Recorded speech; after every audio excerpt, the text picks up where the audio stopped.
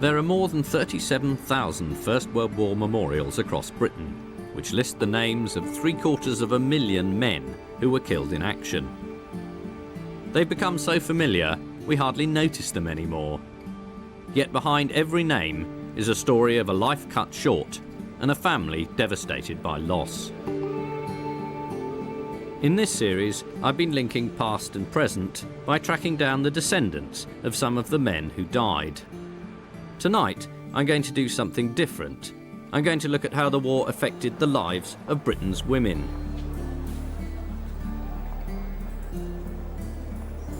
Most war memorials list only the names of the men who died. But York Minster Cathedral is home to a particularly unusual memorial. It's the only national tribute to the part women played in the First World War.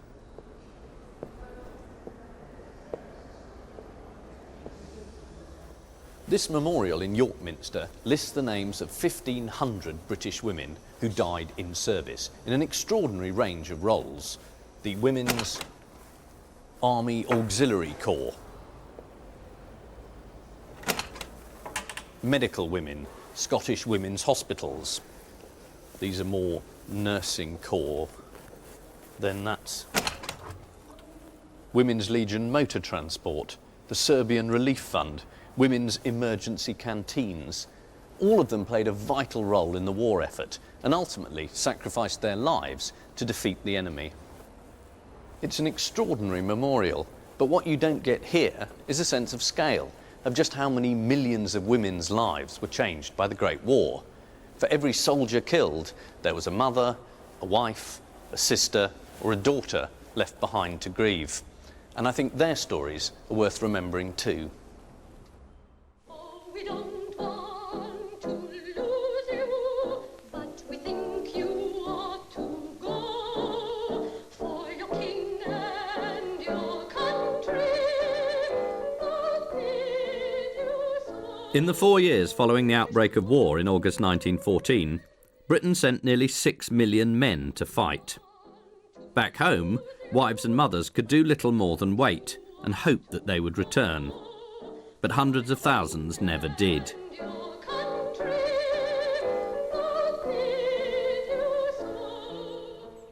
The Cotswold village of Great Rissington, like so many in Britain, was changed utterly by the war. 30 local men signed up. 13 of them, 1/10 of the entire male population, didn't come home. A memorial in the local church commemorates their lives. What's unusual about this memorial is that there are photographs to accompany almost all the names of the dead. And if you look at the names closely, you'll find the surname Souls repeated 5 times, and these were actually brothers. Albert Souls, Fred Souls, Walter Souls, Arthur Souls, and Alfred Souls. 5 of them joined up and went to France. None of them came back. It's the greatest known sacrifice by any British family during the Great War. And yet, it's an extreme example of a tragedy that was taking place in families up and down the country. There's someone else who should be remembered here, whose name is not on the memorial. And that's the mother of the boys, Annie Souls, who had to deal with that unimaginable loss. And sadly for Annie, the actual death of her sons was only part of the story.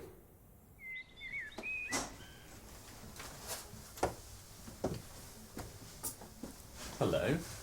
Hello, how nice to meet you. Brenda Margits is Annie's great-granddaughter. She's travelled 100 miles from her home on the coast to meet me in Great Rissington's local pub.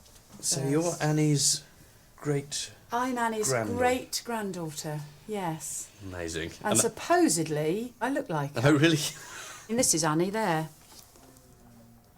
Gosh, I see what you mean. I mean, this was a space of what, between 1916 and 1918? Yeah. Yes. I mean, in 2 years, yes. 5 deaths. Yes. Awful, isn't it? I mean, you just can't even think how dreadful it must be. And in the newspaper article, which came out at the time, it shows that all 5 went to fight, and it says 3 have been killed in action, and the other 2 have been missing too long, we fear, to hope for their return. What was remembered about her? I remember the medals being upstairs in the bottom of the wardrobe, and I can remember sort of playing with them and, you know, not really seeing the relevance of them at all. No. And not until I'm older thinking, They were oh, dressing up, really. Yeah, exactly. And now I'm older, I think, oh, I wish I'd looked at them more. I would like to know lots more, I think, really.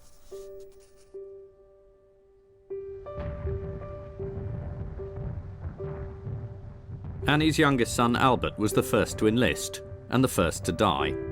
He was killed at Bethune, France, aged just 20. Walter was wounded at the Battle of the Somme and died in hospital of a blood clot. He was 24. Identical twins Arthur and Alfred Soles were born just an hour apart. They died 5 days apart in France at the age of 30. Annie's eldest son, Frederick, went missing in action in France, aged 30. Annie kept a candle burning in the window of the family home in the hope that he would return. But he never did.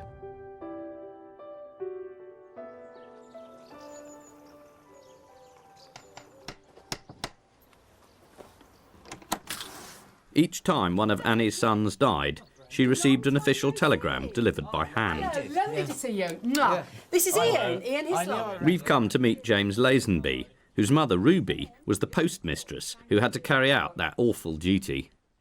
So when your mum used to take the telegrams, did she tell you what happened? I mean, when she went to the door, did she tell you anything about that? What I really remember about it is she would take these telegrams there, and Mrs. Soldier saw her there with a buff envelope, which she knew immediately what it meant, said, "Oh, no, not another one, my dear. Not another one," she'd say. And that's what she remembers, her saying, "No, not again." Yeah. She repeated it to me a number of times, and it takes some accepting, doesn't it? Oh, doesn't it? I can't envisage what it must have felt like. No. She must have dreaded the knock at the door. Must have done. Must have dreaded it. It's the sight of your mother coming up the drive on a bicycle. Yeah, coming up the garden gate. And I've never forgotten it either. No. Otherwise. God, I didn't know.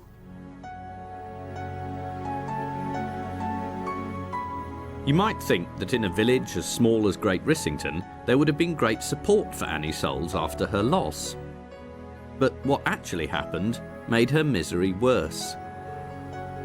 One mother had lost 5 sons, which to me was staggering, because I hadn't really... Michael Walsh is a local historian who's spent years gathering information about Annie.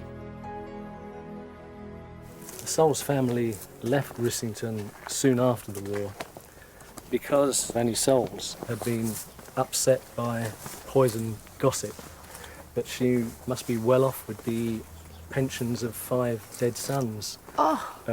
She had a shilling a week for each son who was killed, and as none of them was married, she got the money. But apparently her reaction was, well, I'd rather have my sons. Yes. Than 5 bob a week. Yes, exactly. Annie would never stand for God Save the King because she blamed the king for the loss of her boys. Really? Yes, she did. I never knew That's quite that. bold for the time, isn't it? It is. She only once stood for God Save the King, and that was her granddaughter's graduation at school, and to save her granddaughter the embarrassment. Really? And I remember her saying to me that she could tell how much it pained her grandmother to do it. To do that. To actually stand. Yeah, to stand. And I know there was a glass tray with the medals of all their boys. Oh, was there really? Laid out. So the first thing anyone would see coming to the house Were the medals? were the medals of the boys who had fought and died for king and country. Amazing. Amazing. The ones that ended up in your dressing up cupboard. Yes, they did. That's exactly where they ended up. I didn't know anything about them and didn't ask the right questions, so I didn't find out enough when my mum was still alive, sadly. I wish I had, but, you know, at least I'm finding out more now. Because of the gossip, Annie Soles left the village and didn't go back. Not long after, her only remaining son, Percy, who'd been too young to fight, died of meningitis. The memorial in Great Rissington still honours the memory of Annie's 5 sons killed in battle. But her loss, like that of so many other mothers, has been all but forgotten. I think it's wonderful that they're remembered. I think it's incredibly sad that they all went. I think she must have been an incredible woman, really. It must have been devastating for her. And she should be remembered as being somebody who sacrificed a lot.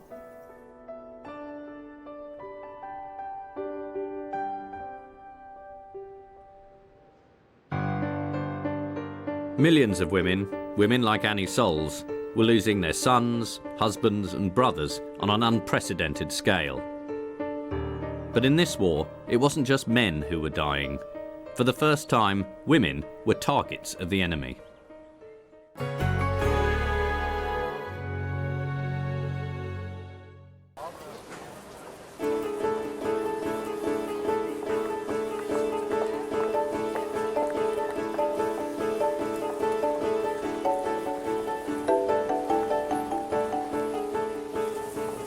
During the First World War, women watched as their sons and husbands went off to fight, many of them never to return. But in this war, women were not mere bystanders. For the first time, a new terror was unleashed, which would claim the lives of women right here on British soil.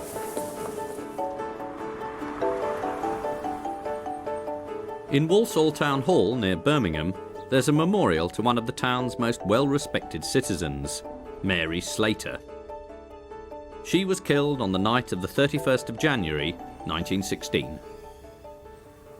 Mary Julia Slater was the wife of the mayor of Walsall, and she was killed when a German airship, a Zeppelin, dropped a bomb on the town.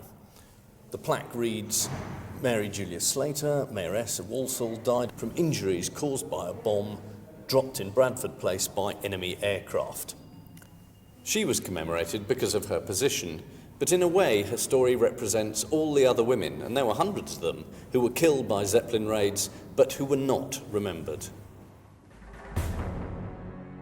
Bombing raids are usually thought of as the scourge of World War II. But in January 1915, for the very first time, British women and children came under direct threat from the air. No one was safe. Germany's fleet of 115 giant airships, known as Zeppelins, terrorised the country.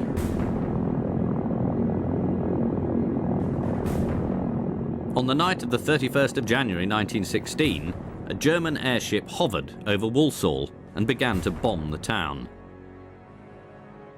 Mary Slater was travelling on a tram through the town centre when there was a massive explosion nearby.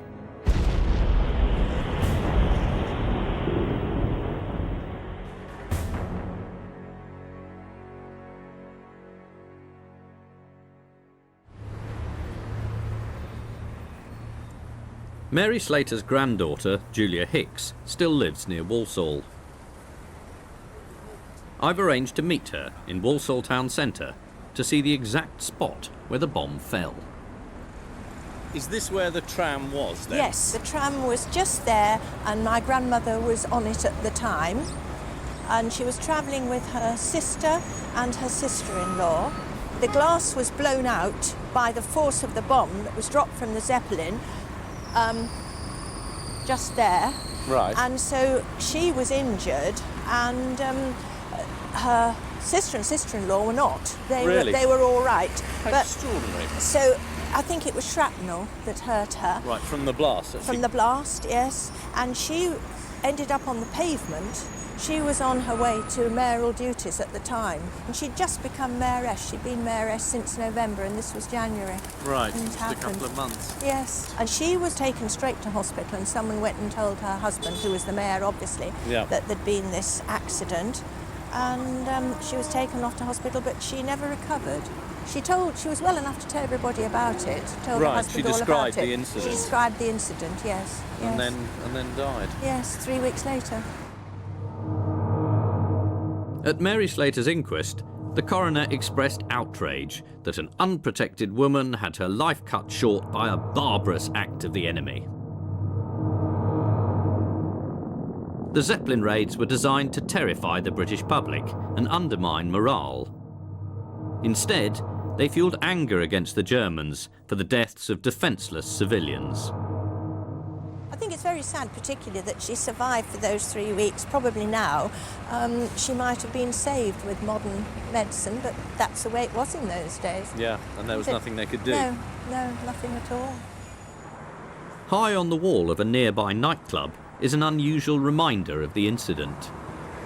So is that a bit of shrapnel exploding Yes, into the wall? it's come as far as this, as well as going all the way back the other way as well, towards the tram. It's a huge blast, isn't Yes, it? yes. And that was just put up in 1989, so... There's another plaque to your grandmother. Yes, Yeah. a small one, yes. And I've often walked past this way, but of course I've never looked up. You've never seen this? No, because again I was very young at the time. It wasn't put up until 1989, and I just wouldn't have looked up, I don't think, particularly. It's interesting someone still wants to remember. Yes, 1989. You think they might have forgotten by now?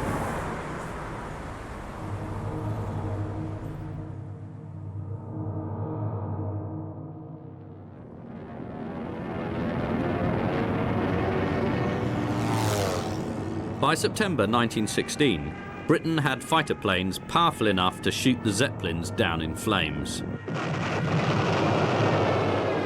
The following year, Germany ended its airship raids. 77 out of 115 Zeppelins had been destroyed. But not before they'd claimed a total of 1,500 British lives.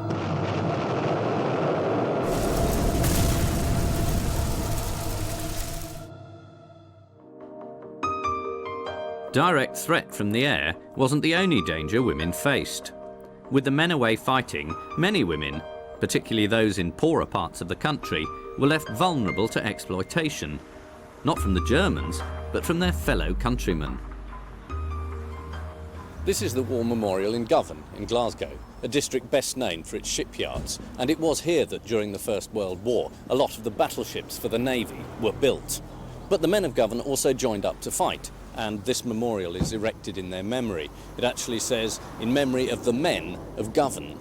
Yet interestingly, it was the women of Govan who had the more famous battle against a different enemy, here at home in Glasgow, greedy landlords.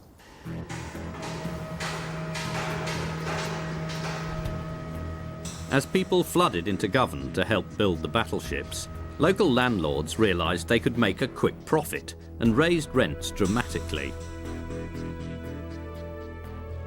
They evicted those who couldn't afford to pay, and it was the women, whose men were away at the front, that suffered most.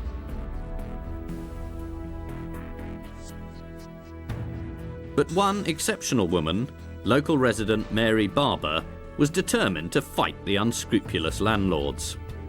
With the help of hundreds of local women, nicknamed Mrs. Barber's Army, she became Govan's most celebrated heroine. But today, she's barely remembered. We're doing a documentary about a local Govan heroine, and I want to find out if anyone's still heard of her. Yes, It's a woman called Mary Barber.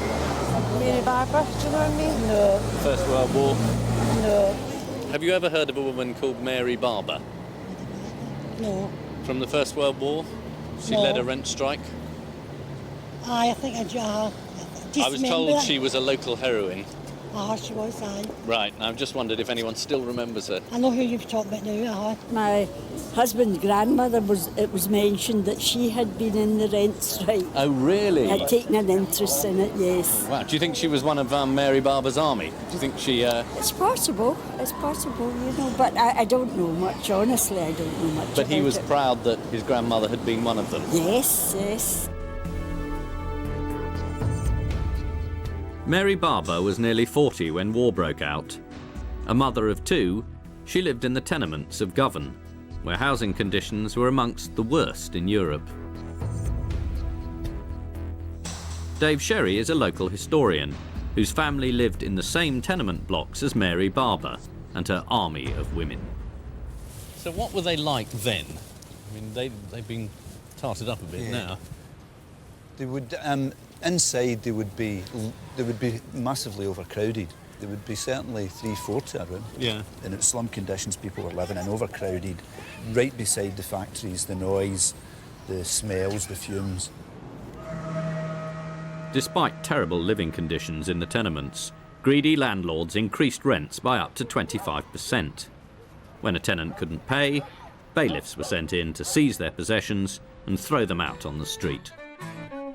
Mrs. Barber made a poster saying we'll no pay higher rent, then chapped on every door of every governed tenement. She said, to fight an eviction, Mary Barber and hundreds of local women would block the doorway of the tenement to stop the bailiffs entering the flat, despite the risk of attack or imprisonment. While our men folk fight the Kaiser, we'll stay home and fight no war against the greedy bastards who keep grinding down the poor. If you want to stop it... Did the landlords think, well, they're just a lot of women, we can get away with this? Yeah, that was, but that fueled the resentment because that made people think they're trying to take the mickey out of us. Right. They're telling us that we need to tighten our belts and make sacrifices, but they're making big profits. What Mrs. Barber's campaign did was they kept the community together, so they would defend people. If there was an attempt to evict somebody, they would have mass demonstrations. They would get the whole street out. Outside. They would, at the end of the road, they would have big demonstrations. It would be primarily the women. And what did they do? Did they attack? They would physically stop the bailiffs. They would humiliate them by taking their trousers down. They attacked them with flour bombs. They made up. Like flour and water bombs and eggs and plastered them and chased them. Right. And they used to take them into the back courts and hold them hostage.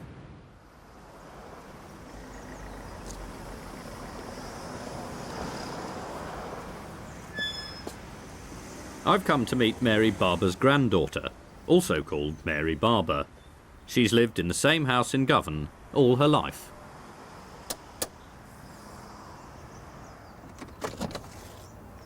Hello. Hello, how do you do? You must be Mary. Yes, I Hello, am. very nice to meet you. May I come in? Yes, After you. Now in her 70s, Mary still remembers her pioneering grandmother. She sounds pretty extraordinary. Very, very strong lady. Tell me about Mrs. Barber's army. Mrs. Barber's army were the people who came out and fought the rent strike. All the women, whatever she said, they did. Right. Was she law. sounds very forceful. Law. That was law. She was very well thought of. Everybody loved Mary Barber because she could tell them, you know, if they were doing wrong.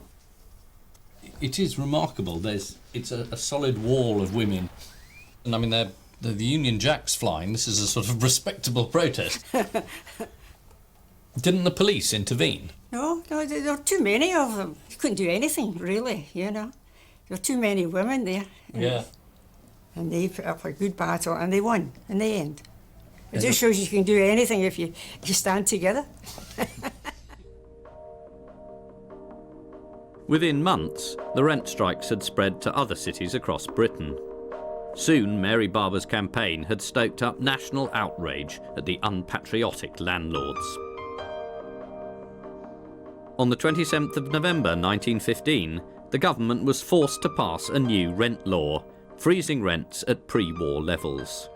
Mary Barber's army had won a major victory for working-class tenants and showed that women could have a political voice. What's that? That is a watch presented from the people of Govan. Really, as gratitude to Mrs. Barber in recognition of her services during the rent strike. That's quite a sizable gift, isn't it? Mm-hmm. I mean, given that people couldn't pay the rent, but they were prepared to come up with a watch for her. Mm-hmm. And are you very proud to have been... Very proud. Very proud to have that name. Mary Barber later became Glasgow's first woman councillor and a tireless campaigner for better living conditions. Like Mary, many women were determined to use the opportunity the war presented to improve their lives. It was to bring about a new era for Britain's women.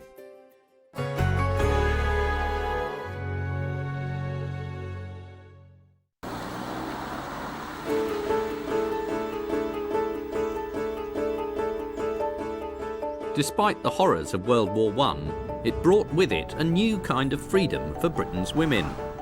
Many who were previously housewives or domestic servants suddenly found they were able to take on a whole new range of jobs that had, until then, been reserved for men. Britain now looked to its women to keep the country going. For the first time, women were running the transport system, working in the shipyards and factories, and in the police force.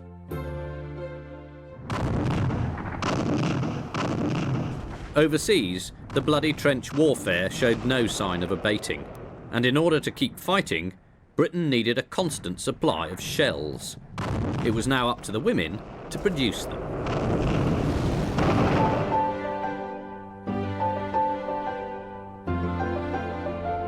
The first shell-filling factory in the country was built at Barnbow, outside Leeds. Like all munitions factories, it was mostly staffed by women who were prepared to put themselves in real physical danger. On the 5th of December 1915, an explosion at the Barnbow factory killed 35 women workers and injured dozens more. It was the worst tragedy that Leeds had ever known. But because the location of the factory was a military secret, it never even made the headlines. It's only now, 90 years later, that it's about to be publicly acknowledged. This is a busy roundabout in East Leeds, and it's the site of a new memorial. This one's been under construction for about 3 weeks, but the women whose lives it's going to remember died almost 90 years ago. And this is one of the campaigners who's been trying earnestly to get this memorial put up. David Owens. Good morning, Ian. Welcome Good to morning. East Leeds. Hi, thank you very much. So, this is it? This is it. How long have you been trying to get this up? About 7 to 8 years. It's about time that there was a recognition for the shell factory workers from Barnbow, which is just down the road. There's no memorial to them anywhere. And we have here a copy of the Roll of Honour, which we think was produced by the War Office. And are these names going to be on the memorial? That's right. Every single name is going to be carved on the memorial. And were these young women? Often they were 17, 18 years of age, very young ladies. One in particular, Edith Sykes. Oh, yeah. She was a very young worker in the factory. Edith Sykes lied about her age so she could work at Barnbow. She claimed she was 17, but in fact she was just 15 years old.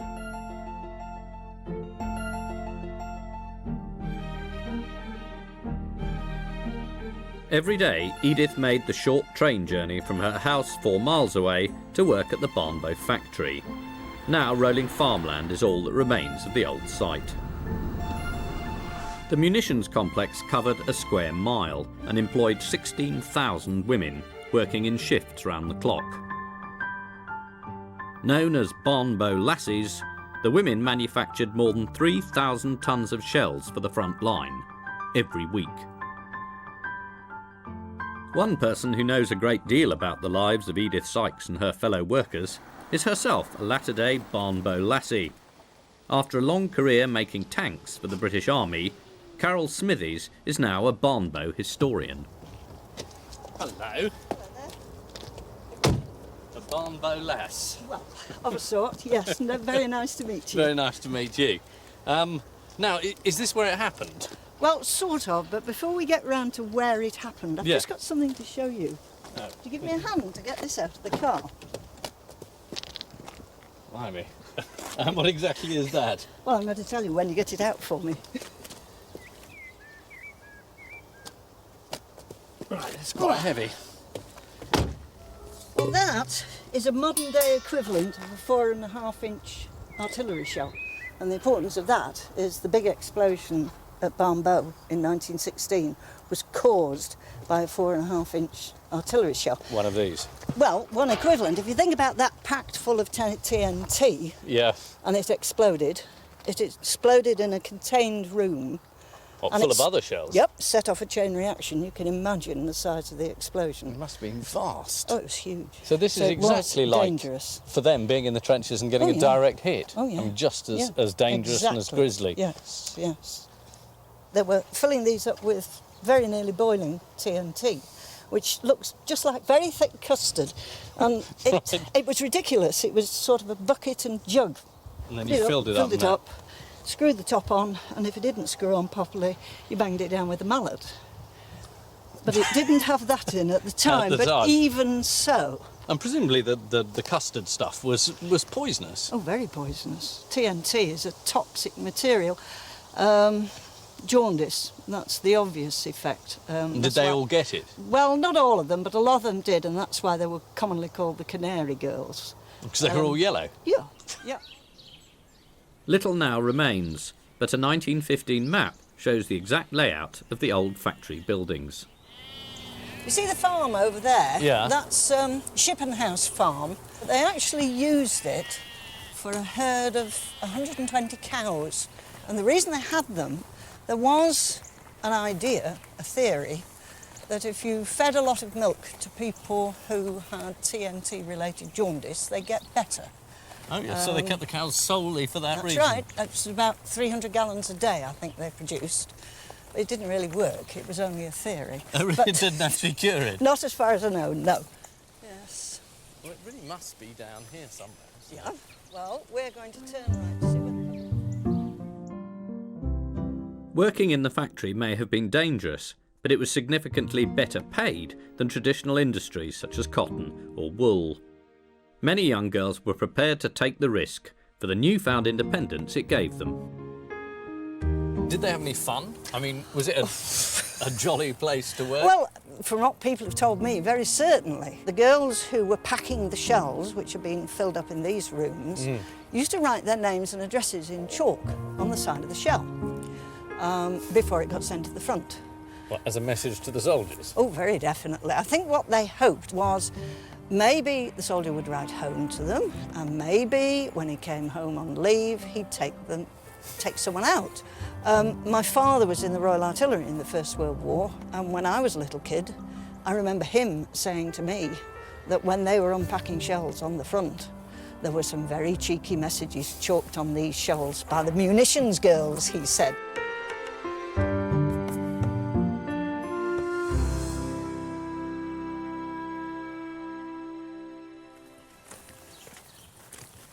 Any idea where we are? Hang on, let's have a look at that map again. Time to reconsult the map. Yes. We've crossed the cock wreck, have we? We've got to cross the cock The explosion which killed Edith Sykes and 34 other women took place in Block 42. It's clearly marked on the 1915 map, but today it's not so easy to find. We might find where it ought to be. OK. How about that? So if we just go round the corner. Yeah.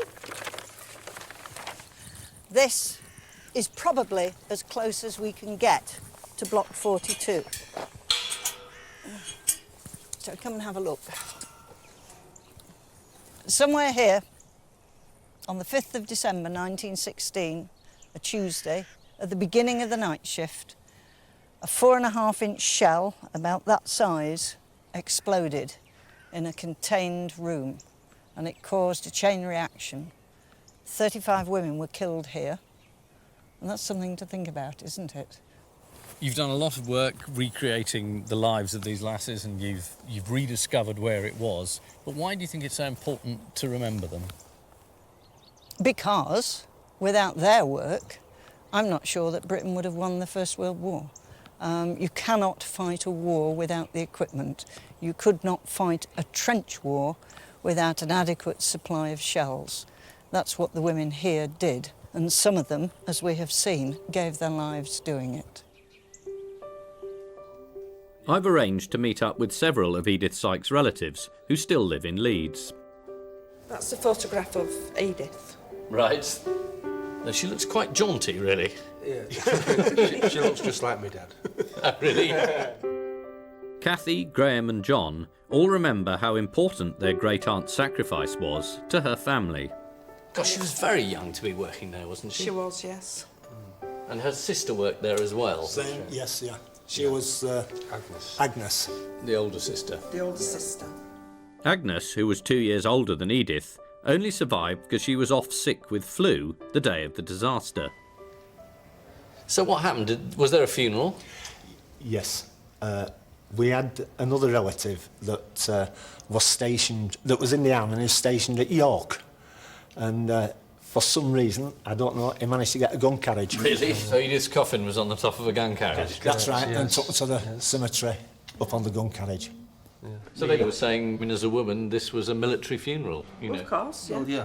She died in service, so she's going to have a proper funeral. Well, I think it was very brave of these women to actually go out and do this job, because quite honestly, I don't know whether many men would have done. But obviously, there weren't any men. They were all fighting away at the Western Front or wherever. But I don't suppose they looked upon it as being dangerous. Helena Beckett, Jane Few, Emily Sedgwick, Kay Bainbridge, Edith Sykes. After nearly 90 years without public recognition, the women who died at Barnbow are at last being honoured. I think it's wonderful. I think it's something that is well overdue. I think it's a good tribute to something that happened a long time ago. I think it's very important for the families that still remember their ancestors, and it's an important part of the community. I think it could have definitely been done a long time ago, but I think it'll help me remember and remember my mother as well, you know. Throughout the war, thousands of women risked their lives to serve their country. For most, it was done at a distance from the battlefield. But one extraordinary woman braved the horrors of the trenches to become the first British nurse stationed on the front line.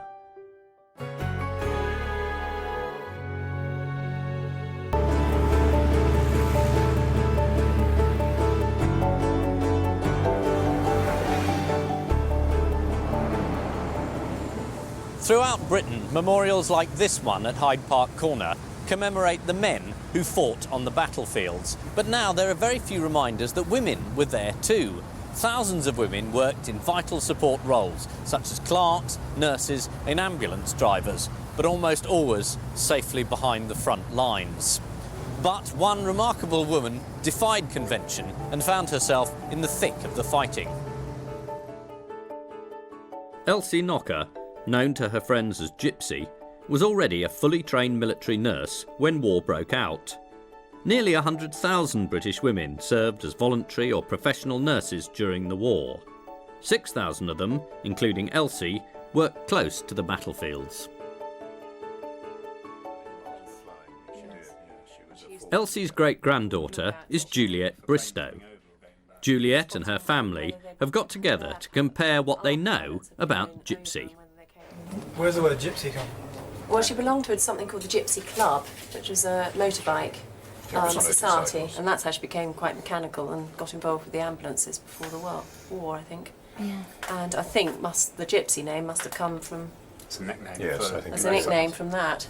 Gosh, look at that one here. I know. Isn't that amazing to wear trousers? Yeah. Those boots.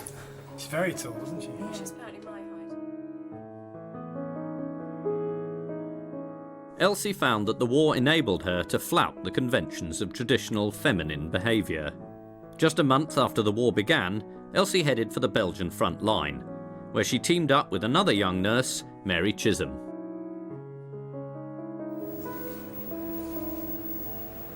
That's the same motorcycle that she used in her trials in England before the war. Where did she put She took it over there, yes.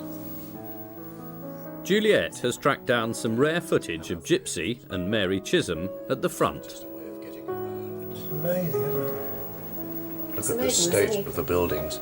Not very feminine looking, I mean, from a point of view of recognising you as a nurse. They had to cut all her hair. And is that her? There she is. That's Gypsy in action. Look at the stretchers and everything. I bet the stretchers are really heavy. She volunteered to go on the front line, or was she assigned to line? No, she volunteered. No, there was no question of any Sounds assignment. like she forced her way out there. She did. She forced her way. Did she get paid for it? Until today, Juliet's 17-year-old nephew, Ollie, had no idea that his great-great-grandmother had played such an important role on the Western Front. Ollie, so what do you think about all of this? 'Cause this is all new, isn't it, to you? I just find it a bit amazing, like how sort of quite amazed and sort of proud to be sort of related to that person. Do you know what I mean? Like driving a motorbike and wearing those sort of trousers, especially in those days, and saving all those people. It's just awesome. Amazing, wasn't it? Yeah.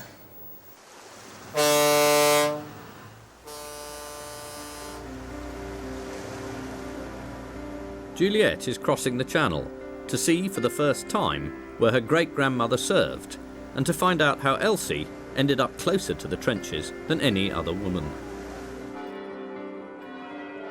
When Elsie arrived in Belgium in October 1914, she was stationed at a field hospital in Western Flanders. Using her driving skills, she ferried ambulance loads of wounded soldiers to the hospital, 6 miles from the front line. Today, the field hospital has become a school. Patrick van Leener is a teacher at the school. He's written a book about Elsie Knocker's life. Welcome to the Belgian Field Hospital. Thank you. I've been so looking forward to this moment. Yeah. Very exciting. Can we go and have a look? Yeah, we can have a look where she worked. So she drove her ambulance in through this gate, and it was the playground. They parked their ambulances over here, unloaded the wounded and brought them in that classroom, which is my classroom. It's your classroom. It happens to be my classroom at this very moment, but at the time it was an operation theatre. So whenever the wounded were brought in, they amputated limbs. And those limbs were piled up in the playground, about 100 a day, which is quite a lot. 100 a day, yes, a huge amount, because they only brought the heavily wounded to this hospital. Do you feel sort of a presence in this room when you're here? Well, I must say that whenever I enter this classroom, it crosses my mind that this was an operating table, that they were standing up to their ankles in gore and blood and bandages. Must have been quite shocking. Probably. Looking after them. On the other side, I remember Elsie writing that this was the greatest time of her life. Because she meant something at that moment. She was important. Elsie realised that because of the 6-mile trip from the trenches, many badly wounded men were dying before they even reached the hospital.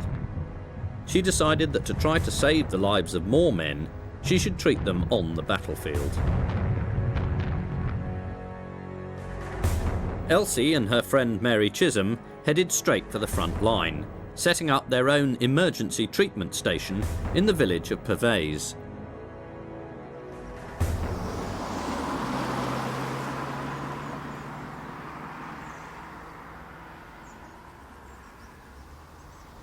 Following in her great-grandmother's footsteps, Juliet travels the 6 miles to Pervez to see where she made her base.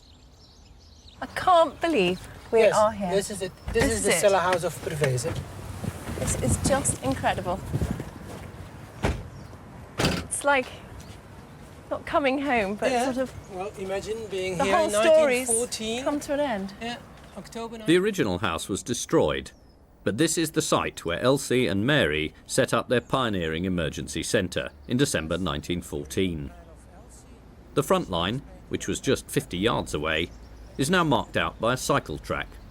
This was this was the front line. Yeah, the trenches were right behind here. We would be standing in trenches. Yeah, we would be standing in trenches, and that railway track was on. And how close were the Germans? I mean, they couldn't see them, you know. They couldn't see them. So there was but shelling. at night they came over and attacked these the trenches. That's so close. Yeah, it's very close. I can't believe that the distance is just incredible. Yeah.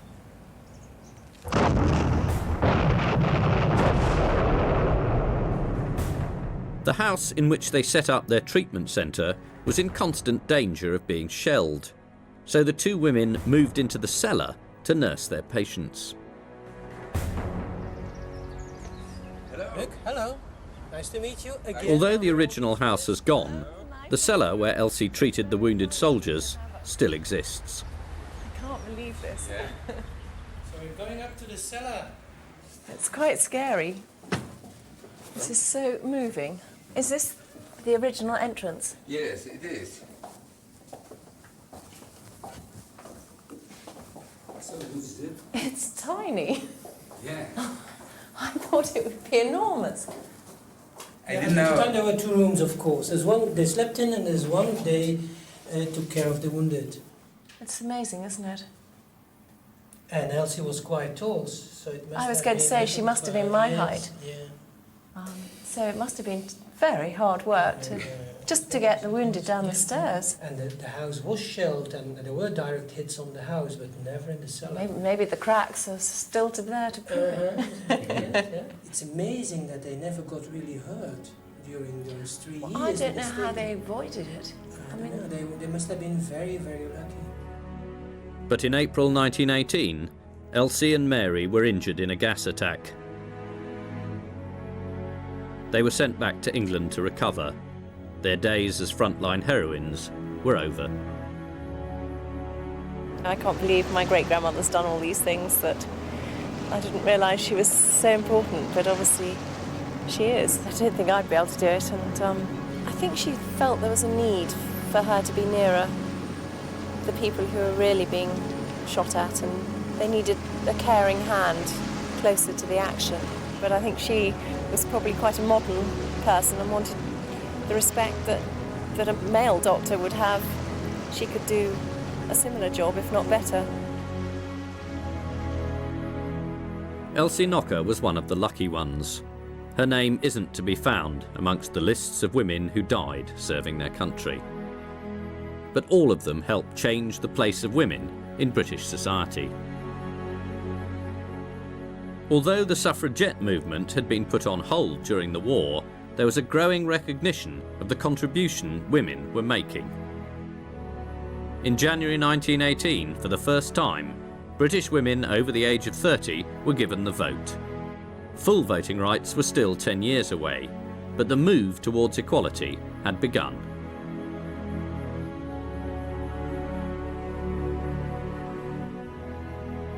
The war forced Britain to appreciate the sacrifice of women as mothers and wives, but also to value them as workers and to recognise them as a potent political force. Whilst the war brought tragedy on an unprecedented scale to British women, it also paved the way for a new era of opportunity.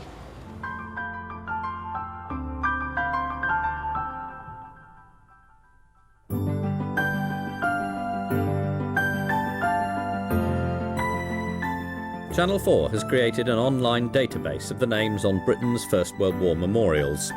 If you want to find out if your relative is commemorated, you can go to channel4.com/lost generation.